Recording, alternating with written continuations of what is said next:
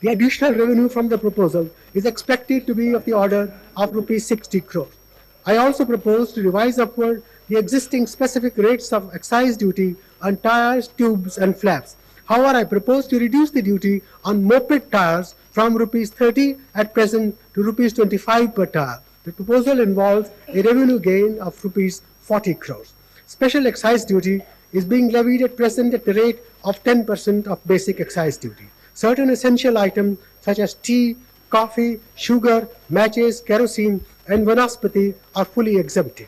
In addition, high-speed diesel and two-wheelers attract special excise duty at 5%. I now propose to raise the special excise duty on products which are presently attracting a 10% rate of duty to 15%. However, this increase will not be applicable to petroleum products. I also propose to exempt from this increase certain consumers' durables like motor cars and consumer electronics such as television sets, as these industries are currently passing through a difficult phase. This proposal involves a revenue gain of rupees 1,025 crores. I may say the exemption for the motor car sector is at the request of the Chief Minister of West Bengal. The changes in trade policy introduced last year. The changes in trade policy introduced last year have eliminated the differential incentive for export at higher stages of manufacture. While a uniform pattern of incentive is generally to be preferred, there is a case for introducing some disincentive for export of certain primary products where the same product can be easily exported in value-added form.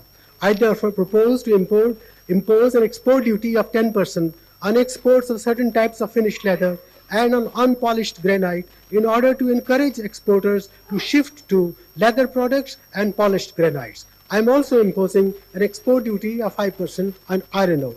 The proposals are expected to yield an additional revenue of rupees 142 crores.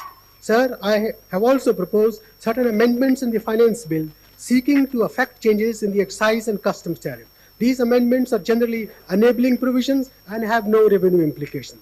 Besides, there are proposals for amendment of some of the existing notifications. In order to save the time of the House, I do not propose to recount them.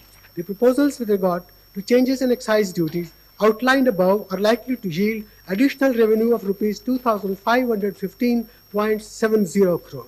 The concessions and relief announced aggregate to rupees 304.80 crores. Out of the net additional shareable revenue from excise duties of rupees 2,210.9 crores, the centre's share would be rupees 1,146.53 crores and the state's share rupees 1,064.37 crores. So the net impact of my proposals on customs and excise duties taken together amounts to an additional mobilization of only rupees 187.55 crores on indirect taxes. Since the loss in customs duties falls entirely on the center, where the gain in excise revenue is shared with the states, the impact on the centre's revenue is a loss of rupees 876.82 crores, while the states will gain as much as rupees 1,064.37 crores.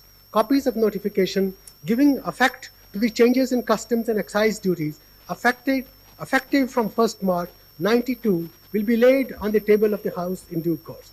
Taking direct and indirect taxes together, the changes I have proposed are expected to result in a net revenue loss of rupees 517 crores to the center, while the states will gain rupees 1,500 crores. Consequently, the estimated year-end budget deficit of the center for 92-93 will be rupees 5,389 crores, and the fiscal deficit for that year will be 34,408 crores.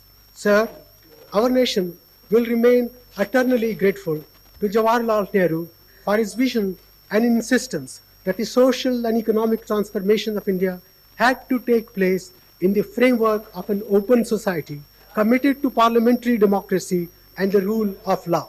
India's development is of tremendous significance for the future of the entire developing world.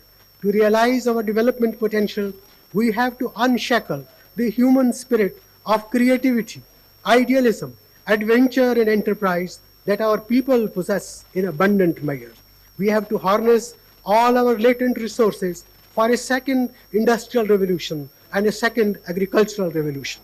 Our economy, polity, and society have to be made extraordinarily resilient and alert if we are to take full advantage of the opportunities and to minimize the risks associated with the increasing globalization of economic processes. We have to accept the need for restructuring and reform if we are to avoid an increasing marginalization of India in the evolving world economy.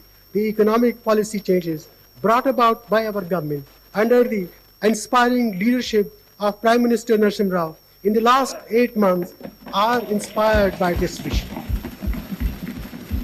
Sir, our party is an inheritor of great traditions of national service. True to this heritage, we commit ourselves to providing a firm and purposeful sense of direction to the reform process so that this ancient land of India regains its glory and rightful place in the comity of nations. This budget represents a contribution to the successful implementation of this great national enterprise of building an India free from the fear of war, want, and exploitation, an India worthy of the dreams of the founding fathers of our republic. We shall pay any price, bear any burden, make any sacrifice to realize those dreams. India is on the move again. We shall make the future happen. Sir, I have come to the end of my labor. Tonight, I feel like going to the theatre. Let the assassins be informed. I am prepared to meet their onslaughts. As the poet said, "Sarfaroshi ki tamanna ab hamare dil mein hai, dekhna hai zor kitna bazuye qatil mein hai." Sir, I commend the budget for this August.